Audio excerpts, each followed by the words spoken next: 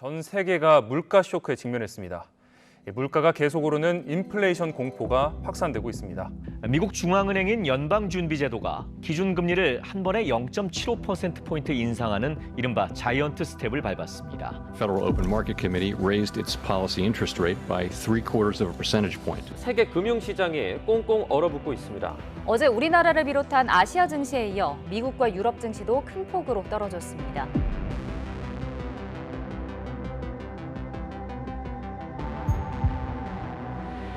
이럴 때일수록 훨씬 더 많은 공부를 하시는 게 필요해요.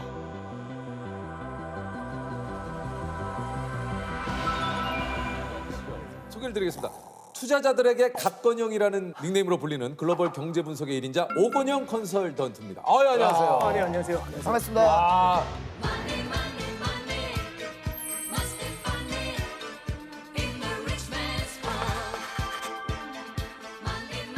금융권이나 뭐 약간 박사님 느낌이 좀 나는데 그런가요? 예, 소개를 좀 해주시죠. 네, 저는 오건영이라고 하고요. 네. 지금 이제 신한은행에 다니고 있습니다. 아, 은행원이고요. 오늘 잘 나오신 게 왜냐하면은 뭐 작년까지만 해도 재작년부터 시작해가지고 요 주식 시장 굉장히 호황이었잖아요. 말 그대로. 그렇기 때문에 뭐 방송 곳곳에 전문가분들이 굉장히 많이 나왔는데 맞아요. 어느 순간 주식 장이 안 좋아진 이후로 그 어느 곳에서도 찾아볼 수가 없어요. 그래서 저희들이 좀 의구심을 가졌죠. 왜 그럴까? 오히려 이럴 때 뭔가 전문가분들의 얘기를 한번 좀 들어봐야 되지 않을까 네. 해서 좀 부탁을 드리는데 이렇게 좀 나오셨네요. 네네네. 사실은 그죠? 뭐 주식시장이 요즘에 뭐 좋지는 않잖아요. 맞죠? 그렇죠, 네. 그렇죠. 예. 조셉은 어떠세요? 뭐 어떤 부분에 대해서 말씀드릴까요? 전체적으로 좀 안 좋은 것 같네요. 예, 저는 뭐 네. 현재 지금 그냥 번지 점프라고 봐주시면 돼요. 예. 그 번지 점프도 줄 없이 뛰었다고 봐주시면 돼요. 뭔지 아시죠? 그꼭 좋은 일이 일어날 거예요. 그런데 이제 국내에서는 금융 위기급 물가 대란이 온다. 네. 이게 뭐 요즘 그 언론에서도 계속 뭐 스태그플레이션, 뭐 인플레이션, 뭐 얘기가 굉장히 많아요. 네네네. 세계 곳곳에 물가가 폭발하고 있습니다. 지난달 미국의 소비자 물가는 무려 6% 올랐습니다. 고위 금융 당국자가 눈이 튀어나올 지경이라고 할 정도입니다. 지금 그 사실 식용유도 그렇고 뭐 이게 물가가 너무 많이 올라가지고 네, 그렇죠. 이게 좀 전체적인 상황에 대해서 좀 얘기를 해주시죠. 지금 뭡니까 이게? 이게 굉장히 많이 나오는 얘기 중에 핵심은 결국에는 인플레이션입니다. 인플레이션. 인플레이션이 왜 화두가 되느냐? 40년 만에 인플레이션이거든요.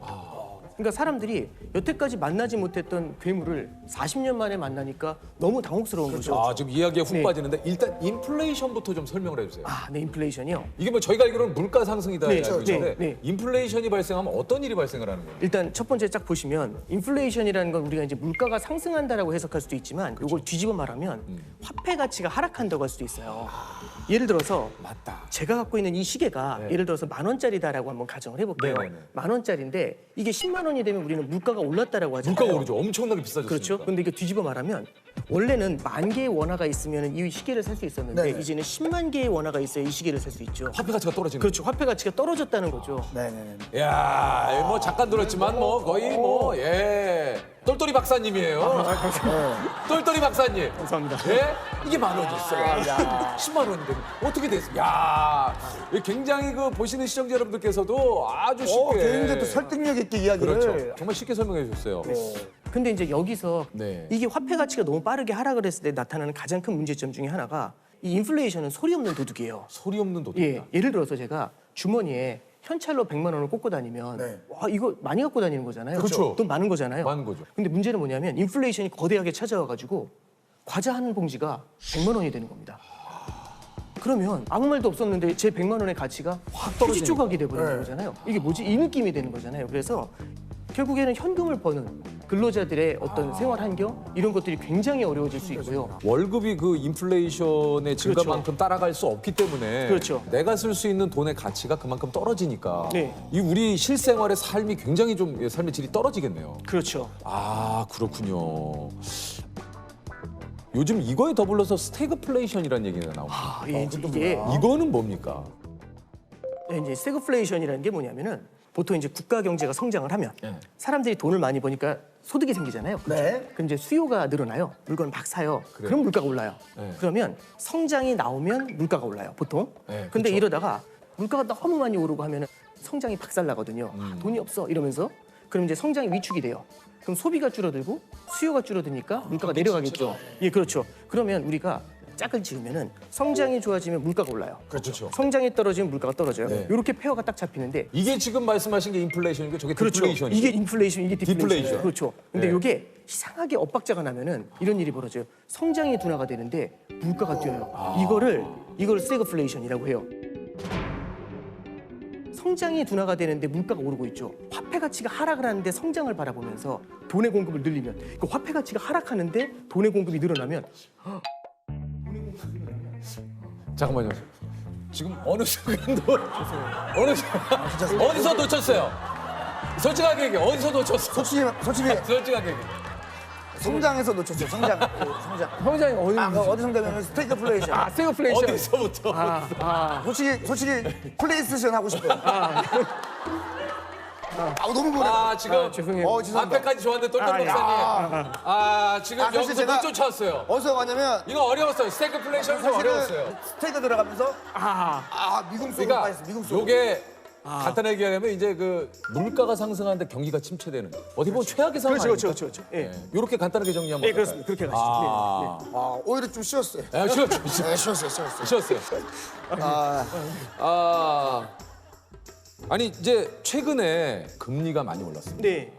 한국은행이 오늘 또 한 번 기준금리를 올렸죠. 지난달에 이어서 2달 연속 인상을 단행한 데에는 예상보다 길어지고 있는 고물가 상황이 가장 큰 영향을 미치는 것으로 풀이됩니다. 인플레이션이 물가 상승을 뜻하는데 그래서 요즘 금리가 오르는 겁니까? 네, 그렇습니다. 이게 이제 잘 예. 보시면은 인플레이션 자체를 갖다가 그냥 놔두면 별로 안 좋은 게 이런 문제가 생겨요. 예를 들어서 지금 은행에서 금리를 1년에 2%를 드려요. 네. 와, 이게 너무 적게 주잖아요. 근데 금리를 한 4% 정도 드려보죠. 그럼 이게 2배잖아요. 이거 대박이다. 이렇게 은행으로 가야죠. 그렇죠. 은행으로 가야죠. 근데 문제는 뭐냐면 만약 물가가 10%씩 오르면 그럼 이 정기예금 하면 안 되잖아요. 안 되죠. 그렇죠. 정기예금을 안 하고 물건을 사야겠죠. 그렇죠. 물건 언제까지 사야 되냐면 물가가 오르기 전에 사야 되겠죠. 그러면 미래에 살 걸 현재로 땡겨가지고 더 사요. 그러면 지금도 물가가 이렇게 심각하게 높은데 빵 터지면서 인플레이션이 훨씬 더 심각해지겠죠. 이게 이제 가장 큰 문제가 돼요.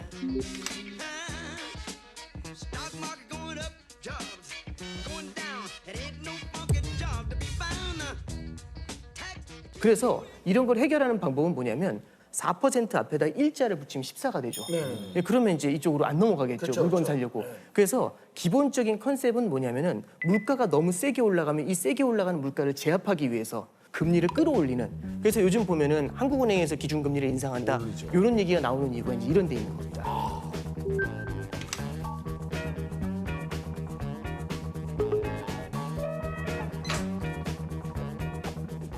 요거 한번 좀 본격적으로 한번 여쭤보도록 하겠습니다. 주식 이야기를 안 할 수가 없어요. 사실 지금 아, 예. 약간 이제 금리 이야기나 이런 거 할 때 또 이렇게 계셨다가 주식 이야기 나도 모르게 그렇게 된다니까. 전문가님이 종목을 알려드리는 게 아니에요.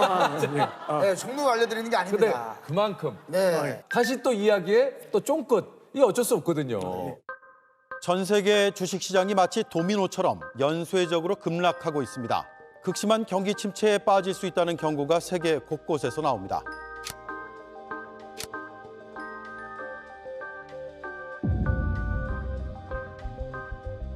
일단은 뭐 그냥 간단하게 말씀을 드리면 이게 시장이 워낙에 불확실성이 너무 커요. 불확실성이 저변에 깔려 있잖아요. 이렇게 됐었을 때는 추세적인 상승이나 이런 게 나타나기가 쉽지가 않아요. 최근 같은 경우가 참 답 없는 얘기들이 많이 나오는 이유 중에 하나가 첫 번째는 러시아 우크라이나 사태. 일단 예측이 안 되잖아요. 예측이 안 되죠. 얘네들이 산유국이고 그다음에 곡물을 수출하는 국가들이에요. 그러니까 여기서 전쟁이 터지니까 물가가 굉장히 많이 뛰잖아요. 그렇죠. 그게 아까 전에 말씀드린 것처럼 인플레이션을 자극을 하고 있는 겁니다. 인플레이션이 어떻게 될지 알 수가 없고 인플레이션을 잡기 위해서는 금리를 올려야 된다는 말씀드렸잖아요. 네. 금리가 어디까지 오를지가 알 수가 없어요. 그러니까 예측하지 못했었던 일들이 계속 일어나니까 시장이 계단식으로 하락을 하거든요. 그래서 이런 원인들 있죠. 안 좋은 불확실한 원인들 이런 것들을 모니터링을 하면서 조금은 기다려 보시는 게 지금은 좋을 것 같습니다. 네. 참 진짜 자, 그렇다면 여기서 하나 더 의문점이 생깁니다. 자, 매수합니까? 제가 이거 굉장히 꺼내놔요. 굉장히 지금 들어가요, 지금. 지금 바로 갈 수 있어요. 지금 한 300만 원까지 살 수 있어요, 제가. 요즘 이제 투자하는 그 분들하고 이제 얘기를 하다 보면은 이제 이 질문이 제일 큰 것 같아요. 많아요. 이게 지금 이 질문이 제일 많은 것 같아요. 네. 근데 사실 이렇게 좀 불확실성이 높을 때는요. 지금 많이 떨어졌으니까 들어가야겠다 이런 걸 예단하는 건 좋지 않은 것 같아요. 주식시장도 굴곡이 있거든요. 지금은 살까 말까 이런 것들을 고민하는 것보다는 살아남을 수 있는 좋은 기업인지 튼튼한 기업인지 이걸 바라보면서 지금 자기가 갖고 있는 포트폴리오를 다시 한번 냉정하게 보는 게 중요한 것 같아요. 사실 이게 좋은 주식이란, 좋은 기업이란 개인의 입장에서 그런 것들 정확하게 판단한다는 게 굉장히 네. 쉽지 않아요. 네. 그러니까 어떤 분은 가치주, 어떤 네. 분은 뭐 성장주, 그렇죠. 이 여러 가지 또 판단의 기준이 있잖아요. 전문이시거든요. 저도 모르게 조금 네네. 저도 모르게 얘기에 빠지다 보니까 저도 모르는 이게 유널리스트. 아침에 신문을 많이 보세요. 근데 저는 이제 첫 번째 생각하는 게 좋은 주식이 뭔지에 대한 그렇죠, 얘기부터 그렇죠, 좀 하는 게 좋은 것 같아요. 뭐냐면 좋다라는 게 지금 좋은 건지 아니면 앞으로 좋아질 건지를 보는 것도 되게 중요한 것 같아요. 투자라는 거는 결국에는 미래에 좋아지는 걸 반영해가는 게 훨씬 더 중요하다고 봅니다. 지금 좋은 건 이미 주가에 반영이 상당 부분 돼 있다고 봐요. 그래서 좋은 것보다는 좋아지는 기업을 찾는 게 포인트다라는 좋아지는 게 1번. 기업. 그렇죠. 지금 상황처럼 이렇게 불확실할 때에는 잘 버텨낼 수 있는 기업이 되게 중요할 때가 있어요. 그러면 그거를 좀 얘기를 해주십시오. 예. 그 잘 버티는 기준을 우리가 뭘로 보고 판단해야 되느냐? 그러면 잘 버틴다는 게 뭐냐면은 이렇게 금리가 빠르게 올라갈 때는 부채가 많은 기업들은 진짜 굉장히 힘들 수 있어요. 현금 보유량이 조금 있는. 그렇죠. 현금을 갖고 있을 뿐만 아니라 이 현금이 꾸준하게 들어오는 기업들이 굉장히 유리할 수가 있겠죠. 부채가 상대적으로 적고 그다음에 현금 흐름이 양호하고 이걸 토대로 해가지고 투자를 할 수 있는 그런 기업들. 이런 기업들은 결국에는 미래의 성장을 가져갈 수가 있거든요. 주식을 사놓고 수면제 먹고 10년 자라. 요거 어떻게 생각하십니까? 말씀의 의미는 이해가 되는 것 같아요. 예. 근데 이제 예를 들어서 상장 폐지가 되는 기업들도 있거든요. 그러니까 이제 자고 일어나는 상장 폐지도 있습니다. 그렇죠. 저는 그래서 이제 그게 꼭 10년이라는 시간을 딱 놓고 생각한다라기보다는 너무 샀다 팔았다 그렇죠. 이거 네, 굉장히 그렇죠. 어렵잖아요. 그러니까 그런 거 잘못해서 따라가다가 고점에 들어가서 저점에 나오고 고점에 들어가서 이렇게 되거든요. 왜 우리는 그럴까? 저점에 들어가서 고점에 나오는 게 아니고 고점에 들어가서 저점에 나올까? 그러니까 올라갈 때 산 순간 내려가잖아요. 그래서 이제 너무 마켓 타이밍을 따라가는 것보다는 좋은 기업이라는 확신이 있다면 그걸 사고서 진짜 장맛이 날 때까지 기다려라. 그렇죠. 그런 컨셉에서 말씀하셨을 겁니다. 꼭 그거 참 이상하게 내가 사면 내려가고 내가 팔면 올라가고 왜 그런지 모르겠어요. 그래서 좀 뭔가 좀 기다릴 필요가 있는 거잖아요. 프로그램도 잘 되려면 어느 정도 좀 기간이 필요한데 바로 어떤 흥망성쇠를 원하면 그건 안 되는 거죠. 그렇죠. 예. 흥망선쇠를 원하면 다 거기 포함이 돼 있는 건데. 흥하고 망하고. 그러니까 이제 너무 흥하기만 해. 죄송합니다. 좀 잘못 무조건 오늘 이 단어는 써야겠다고 생각했는데 잘못 썼어요. 이 단어를 무조건 써야겠다고 생각을 해요. 아니 우리가 이제 사실 분산 투자를 좀 얘기를 하는데 이거 좀 분산 투자를 좀 어떻게 해야 되는 건지 한번 좀 여쭤봐도 됩니까? 이게 첫 번째는 분산 투자하라고 하니까 그러면 종목 2개 사라고 이거잖아요. 한 개 사지 않고 2개. 근데 이 2개를 살 때 보면은 예를 들어서 이제 은행을 산 다음에 한 금융지주를 산 다음에 똑같은 은행주를 사요. 이런 건 사실 분산 투자라고 하기 어려워요. 그래서 약간 다른 움직임을 가져가는 그렇죠. 업종의 차이를 가져가는 그걸 뭐라고 하냐면 섹터 분산이라고 얘기를 합니다. 그래서 첫 번째는 섹터 분산인데 문제는 뭐냐면 주식시장 전체가 흔들릴 때는 모든 업종이 다 떨어져요. 다 의미가 없죠. 그러면 이제 분산 투자의 의미가 상당히 퇴색이 될 수 있거든요. 그래서 두 번째는 자산 분산이라는 걸 해야 됩니다. 그 자산에는 주식이랑 안전자산인 채권 이거를 분산 투자하는 걸 자산 분산이라고 합니다. 근데 주식과 채권이 또 동시에 깨지는 때가 있어요. 그게 올해 같은 케이스예요.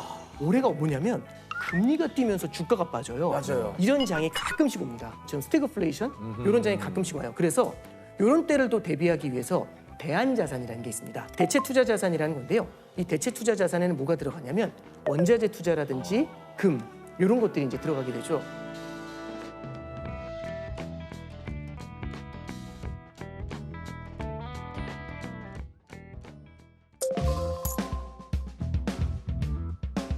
금리가 올라가잖아요. 정기예금은 지금의 금리로 일정 기간을 묶어요. 그럼 예를 들어서 낮은 금리로 3년을 묶는다. 그럼 3년 동안 금리가 오를 수 있죠. 그럼 그 금리가 오른 만큼의 수혜를 받을 수가 없어요. 그러면 기회 손실이라는 게 생기는 거죠. 내가 충분히 받을 수 있는 이자를 받지 못하는 문제가 생기는 거잖아요. 그래서 이럴 때는 방망이를 짧게 가져가는 게 좋아요. 짧게 잡는 게. 그래서 단기로 예금을 하면 만기가 금방금방 돌아오잖아요. 그러면 오른 금리를 계속 받으면서 따라갈 수가 있겠죠. 그래서 예금을 할 때에도 짧은 만기 예금을 하는 게 되게 중요합니다. 그러면 예를 들어서 네. 유재석이라고 하는 회사가 있고 네. 조세호라고 하는 회사가 있다. 아, 예. 100%라는 돈이 있어요. 네. 분산 투자를 한다면 몇 아, 예. 프로씩 이렇게 좀. 굉장히 날카로운 질문이신데. 궁금합니다. 굉장히 이제 예를 들어서 궁금합니다. 이제 좋은 것과 나쁜 것의 기준으로는 60대 40. 좋아지는 것과 나빠지는 것으로 한다면은 40대 60. 뭐 이렇게 다양한 포트폴리오를 구사할 수 있겠죠. 그리고 제 투자 성향이 중요한 것도 있는 거죠. 성향에 따라. 그렇죠. 제 투자 성향. 예를 들어서 제가 이제 모험심, 공격적인 걸 좋아한다. 그럼 이제 이 공격적인 거, 공격적 투자. 그리고 이제 안정적으로 꾸준한 하겠다. 상승. 그럼 이제 이렇게 안정적 투자. 이런 것들을 좀 나눠가는 그런 전략들을 쓰겠죠. 그러니까 이게 참 어려워요. 그렇죠. 제가 봤을 때 재석이 형은 약간 잔잔하지만 쫙쫙. 그렇죠. 근데 저는 이제 막 갑자기 올라갔다가 막 그런 겁니까? 뭐 꼭 그렇게 말씀드리는 것도 너무 아니 괜찮습니다. 편하게 좀. 아. 저도 왜냐면 제 포지션이 어느 정도인지는 알아야 이 네네네. 준비를 하는데. 네. 제 생각엔 진짜 딱 이 느낌이 영원한 루키이자 한 번 터뜨릴 때 굉장히 크게 터뜨리시는 그런 스타일이신 것 하지만 같아요. 좀 위험이 있는. 그게 이미 탄탄한 입지를 확보하신 그런 케이스가 아니신가 싶은데 이렇게 유키즈에 불러주신 것만으로 감사드려요. 지금 제가 봤는데 대충 얼버무리시고 나온 것 같은데. 쓱 빠져나가셨어요. 굉장히 갑자기 당황했어요, 이렇게 지금. 유퀴즈에 불러주셔서 감사합니다로 잘 빠져나온 것 같아요. 조셉도 원하는 답을 못 얻었고 우리 투자자 선생님도 한껏 진땀만 흘리다가 나오죠. 약간 뭐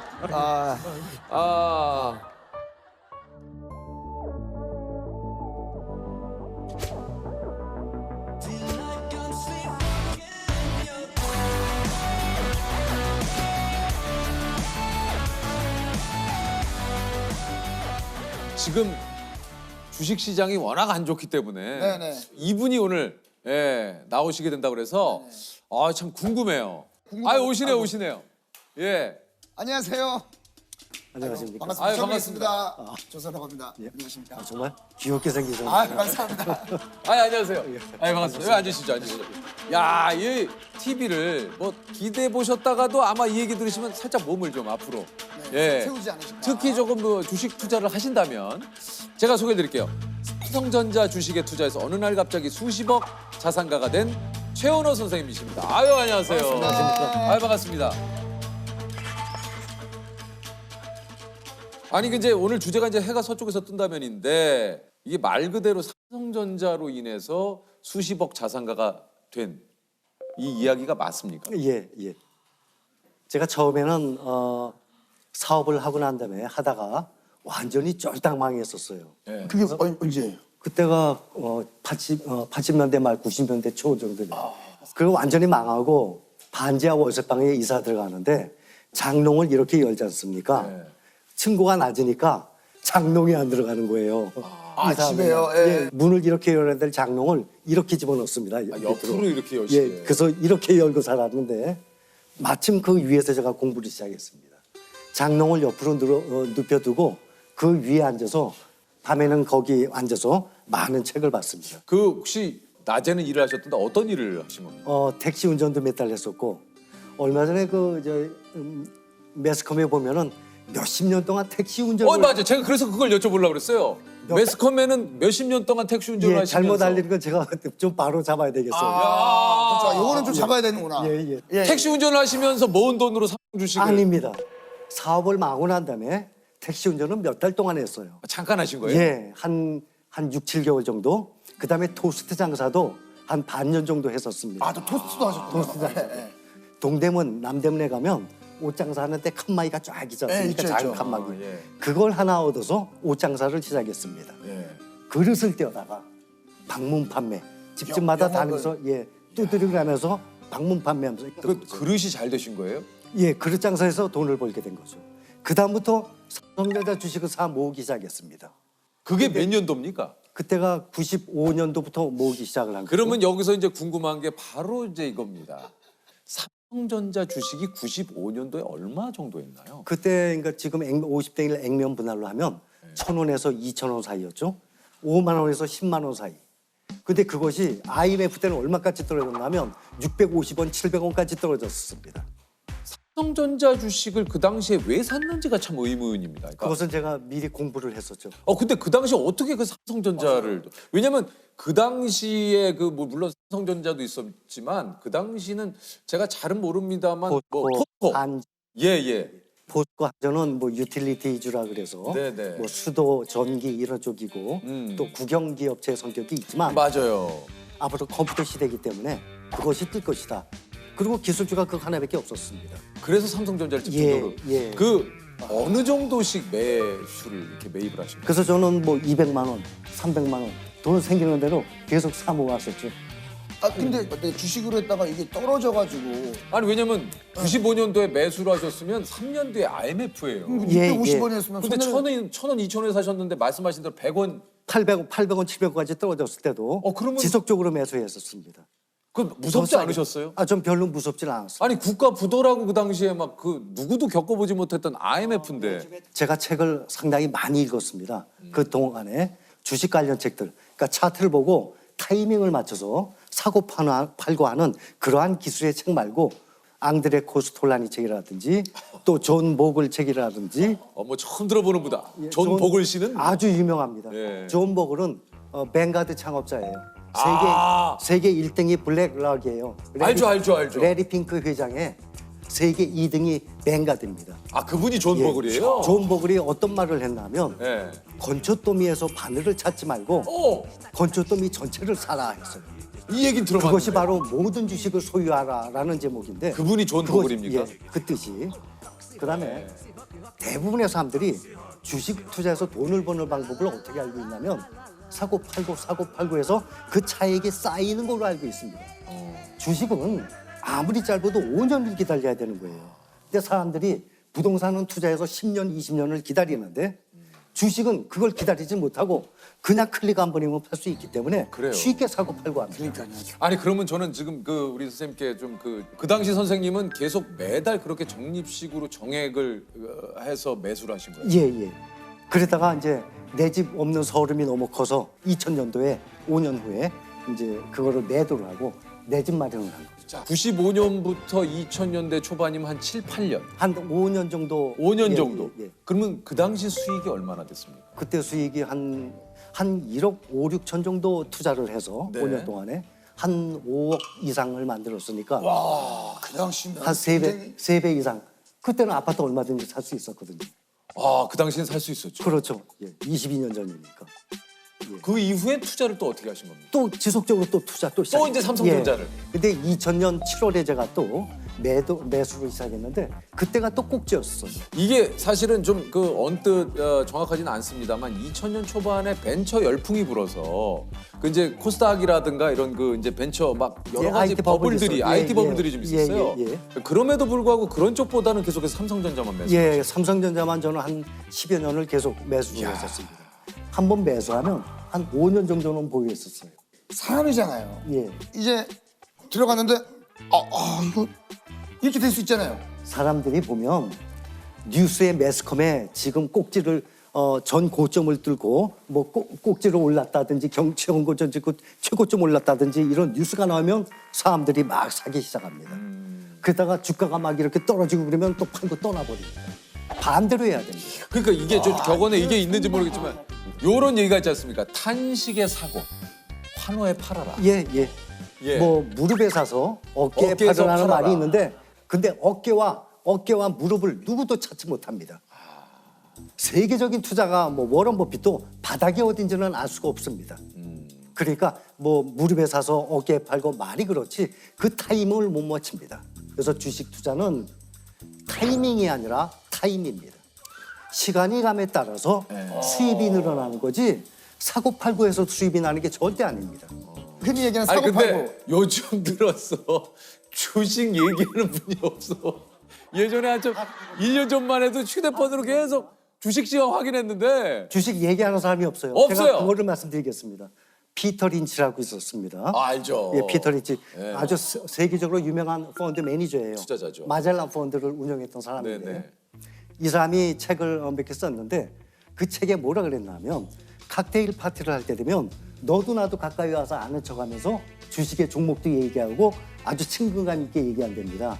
아, 주식이 꼭지구나 느낀답니다. 그런데 요즘 것 같을 때는 사람들이 가까이 오지 않는답니다. 주식에 대한 얘기도 안 한답니다. 아, 바닥이구나 느낀답니다. 피터 리치가 그런 말을 했습니다. 책에도 나와 있어요. 그러니 사람들이 쳐다보지 않을 때 지금 현재 계속 금리가 올라가기 때문에 은행에 있던 돈이 주식시장으로 선생님, 몰리고 오늘 좀 처음 뵙지만 개인 방송을 하시다 보니까 예. 소통보다는 저 화면을 통해서 저희들하고 소통보다는 일방적으로 열차처럼 예, 그냥 토크 기관차처럼 씩씩폭폭. 제가 짧은 시간에 예. 드리고 싶은 말씀이 너무 많아요. 너무 많으시니까. 특히 개인들한테 왜냐하면 투자 때문에 고민하신 분들이 너무 많다 보니까 그런 안타까워요, 저는. 그죠. 특히 젊은 사람들 그 얼마나 아까워요. 그 쉽게 그 주식시장에 들어와서 돈 잃는 거 생각하면 전 너무나 아깝습니다. 네. 저는 고생을 많이 해봤기 때문에 이 돈의 귀함을 뭐 누구보다도 절실하게 느끼고 있거든요. 삼성전자, 네이버, 카카오 가지고 계시죠? 저요? 네. 아니요. 저는 솔직하게 제가 갑자기 지금 말씀하신 종목은 저한테는 없습니다. 사실 네. 지금 얘기하신 종목이 가장 우리 그 그렇죠. 개인 투자자들이 많이 네, 가지고 네. 어쨌든 우리 조셉도 그 종목은 안 갖고 있지만 어쨌든 상황은 지금 반토막 이상 났지 않습니까? 지금은 저는 바로 술 한잔 할 수 있어요. 그냥 여기다가 절철하게 차려놓고 안주 없이 먹을 수 있어요. 안주 없이 그냥 글라스에 예. 소주 따라서. 조셉은 그래서 요즘 전화하면 어디니? 예, 지금 저 주식 손해 본 거 만회하러 가고 있습니다. 예. 계속 그 얘기만 하거든요. 제가 한 사람 꼭 말씀드리고 싶어요. 로널드 리드라고 있습니다. 오늘 뭐 외국 분들 다양하게 등장하시네요. 미국에 8년 전에 예. 사망한 사람이에요. 예. 로널드 리드. 이 사람은 직업이 주유소 직원이었어요. 백화점 청소부였어요. 네. 그런데 100억을 모았어요. 이 사람은 주식을 사 모으기만 했어요. 근데 이 사람이 사회에서 유명해진 게 뭔가 하면 그 100억 중에 80억을 사회에 환원을 했어요. 근데 어떻게 매수했냐면 39세 때부터 매수 시작했는데 주식을 팔 줄 모르고 그냥 사 모으기만 한 거예요. 사망하고 난 다음에 보니까. 100억이 됐군요. 예, 100억이 된 거예요. 제가 되는 주식시장에 대해서 딱 한마디 한다 그러면 네. 주식시장은 짧게 보면 비극인데 길게 보면 희극입니다. 이거 저기 우리 그 유명한 찰리 채플린 예, 인생을. 주식시장은 짧게 보면 비극이에요. 길게 보면 희극입니다. 그러니까 이제 선생님도 계속 얘기하시는 게 좀 장기 투자를 해라라는 얘기예요. 그 당시에 수입이 얼마셨는지 모르겠지만 뭐 한 달에 한 100만 원씩 뭐 많을 땐 200만 원씩 그때는 정말 시간이 아까워서요. 집사람이 김밥을 이제 싸주면 김밥을 먹어가면서 계속 운전을 했어요. 개인 택시 하는 사람들이 그렇게 부러웠었어요. 그때는 그 시장마다 트럭이 와서 배추, 무를 판매를 했어요. 그 길거리에 떨어져 있는 배추를 주워다가 그거 씻어서 깨끗하게 김치를 담궈 먹었었습니다. 그다음에 그릇 장소에서 일어나게 된 거예요. 그 방문 판매로. 예, 사람이 열심히 일을 하다 보면 어디서 일이 터질 줄 몰라요. 근데 방문 판매 진짜 잘하셨을 것 같아. 예, 지금 제가 보니까 방문 판매 기가 막히게 하셨을 것 같아요. 그릇 판매할 때도 보통 사람들이 보면 제품에 대해서 판매를 해가지고 제품에 대해서만 이 초점을 주거든요. 아니 근데 왜냐면 그게 방문 판매 아니라 힘들거든요. 어려워요. 어떻게 하세요? 어떻게 하세요, 선생님? 똑똑. 왜냐면 잘 안 들으려고. 저 가세요. 방문 판매를 하게 되면 일단 문을 두드립니다. 예. 거의 다 반겨주는 안 사람이 열어줘요. 없어요. 안 열어주죠. 근데 특히 겨울에 서러울 때 언젠가 하면 두드리고 다니다 보면 어떤 집에서 열어줘요. 말을 하려고 그러면 입이 얼어서 말이 안 나와요. 너무 슬퍼요. 그걸 알고 들어오시라 해서 따뜻하게 차 한 잔 주고 그러면 정말 눈물 나올 정도로 고마웠습니다. 눈물 젖은 빵을 먹어본 사람들은 가난의 무서움을 알아요. 눈물 젖은 빵을 먹어보면 가난의 서러움을 압니다. 사람들이 욜로라는 말을 하는데 그렇기 때문에 진짜 말씀 중에 죄송한데 방문 판매를 어떻게 하셨는지 제가 좀 여쭤본 건데. 그래서 방문 판매를 하게 되면 야, 근데 제가 보통 이렇게 아니 조셉하고 초대 손님들이 오시면 이야기하다가 제가 몇 마디 끼어들잖아요. 우리는 끼어들 새가 없어요. 방문 판매. 보통 제품에 대한 영업을 하게 되면 그걸 팔고 싶어서 그 제품에 대해서 얘기를 많이 하죠. 그 제품에 대한 포인트를 두거든요. 그게 아니라 당신이 이 제품을 갖게 되면 생활에 어떤 변화가 일어날 것이다. 이거를 중점적으로 설명을 해야 돼요. 예를 들어서 제가 도자기, 그릇, 뭐 접시 뭐 이런 거 있지 않습니까? 네. 생각을 해보십시오. 플라스틱, 멜라닌 이런 화학약품에다가 정성스럽게 콩나물, 시금치 이런 걸 담아서 학교 열심히 공부하고 온 애들이나 열심히 사회생활하고 온 직장생활하는 남편한테 먹인 것보다는 이 품위가 있는 도자기에다가 벌써 이 하나 이런 반찬을 놔둬야지. 선생님 이거 제품에 대한 설명 아니에요? 한 숟갈이라도 더 먹을 것 아닙니까? 이 도자기를 씀으로써 집안의 분위기가 달라집니다. 사랑하는 자식이 아마 한 숟갈이라도 한 젓갈이라도 더 집게 될 것입니다. 이런 걸 말을 해야지 이건 어떤 거고 이건 어떤 거고 이건 나중이고. 그러니까 이것으로 인한 이 제품을 구입했을 때의 효과. 그렇지. 예. 그리고 당신의 라이프 스타일이 좀 바뀐다든지 이런 거 위주로 설명합니다. 50만 원에 6만 원짜리 월세방인데 계단 2개, 3개 내려오면 시멘트 바닥도 아닌 그냥 맨 흙바닥에 부엌이에요. 문을 열고 거실로 나오게 돼 있습니다. 근데 세 사는 사람은 못 나오게 만들어놨어요. 우리 애가 4살 땐가 하여튼 그 집 애하고 동갑내기였나 봐요. 제 생각에는 동갑이었을 거예요.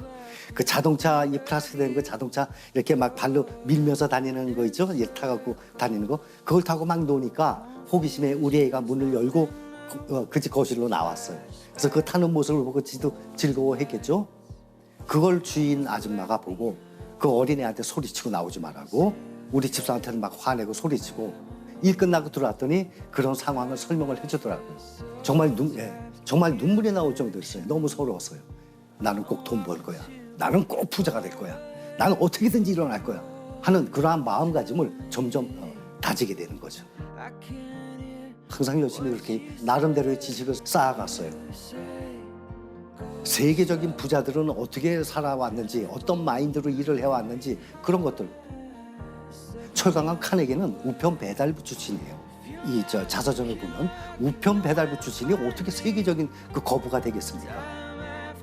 희망을 가지고 저는 참 나름대로 열심히 공부를 해왔다고 생각합니다. 지금 이쯤에서 갑자기 좀 궁금해지는 게 아직도 삼성전자를 가지고 계시죠? 아닙니다. 지금은 투자 안 합니다.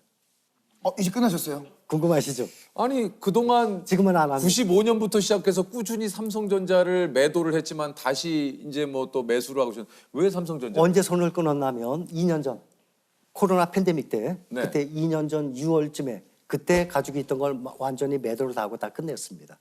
그때 제가 매도할 때 5만 3천 얼마에 매도했어요. 네. 그래서 더 올라갈 걸 예상을 했었지만 그게 이제 돈이 필요했기 때문에 뭔가 쓰실 일이 있어서. 예, 그다음부터는 투자를 안 하고 지금은 미국의 기술주에 투자합니다. 지금 미국으로 옮기셨어요? 예. 미국의 시장이 밤 10시 반에 시작해서 네. 다음 달 새벽 5시에 끝납니다. 네. 그래서 새벽 4시 반에 일어나서 매일 거의 매일 밤새 동안 미국에 무슨 뉴스 같은 거 있었는지 또 우리 구독자분들하고 공유를 해야 될 만한 거. 사실 그 뭐 이거 조금 조심스럽기는 합니다만 그 어쨌든 2년 전에 이제 모든 주식을 국내 주식은 이제 다 매도를 하신 거잖아요. 얼마 정도의 수익을 좀 삼성전자로만 거두셨는지 여쭤봐도 됩니까? 뭐 말씀드리면 몇십억이죠. 그러니까 뭐 한 1억 투자했으면 50배에서 한 50배 정도 예상하면 됩니다. 근데 이것을 장기 투자를 해야 되는 거죠. 잠깐만 저희 잠깐만 시간을 좀 주세요. 손이 왜 이렇게 따뜻하세요? 아니 근데 이제 진짜 이게 한편으로는 이제 그런 생각을 하실 수 있어요. 그때는 1억을 투자해서 그렇게 될 수 있지만 지금은 이게 지금 이미 너무 많이 가능합니다. 올랐기 때문에 아니에요. 아닙니까? 예. 그렇게 생각하면 우리 다음 세대는 투자를 못하죠. 그렇죠. 평생 이게 반복이 돼요. 강세장과 약세장. 이것은 영원히 돌아갑니다. 맞아요. 미국의 주식 역사장 57개월이 강세장이었고 21개월이 약세장이었어요. 1년에서 2년이 약세장, 4년에서 5년이 강세장이었습니다. 그래서 약세장에 모아서 강세장에 파는 것만 평생을 몇 번만 해도 재산이 2배, 3배로 늘어납니다. 내 돈으로 해야지. 당연하죠. 그러니까 빌려서 그건 하면 당연한 안 되는 겁니다. 거예요. 예. 정말 전국에 계신 이 신사숙녀 여러분, 주식담보대출 아주 위험합니다. 그것은 투자가 아니라 투기입니다. 주식담보대출을 받게 되면 주가가 떨어지게 되면 반대 매매를 당합니다. 맞아요. 증권에서 강제로 팔아버리죠. 근데 어떻게 파냐면 오늘 종가가 있죠. 만약에 10,000원에 끝났어요. 내일 아침 9시에는 10,000원에 파는 게 아니라 이거의 하한가 7,000원에 팔아버려요. 그러니 주가가 떨어져서 손해봤죠. 이거를 하한가로 팔아버리죠. 큰일 납니다. 그렇죠. 이자도 연 10% 정도 됩니다. 이거는 투자가 아닙니다. 지금 사실 그 선생님이 계속 방식에 대해서 일단 좋은 종목을 공부해서 선정을 하고 그 종목을 믿고 오랫동안 좀 보유를 해라. 예. 어.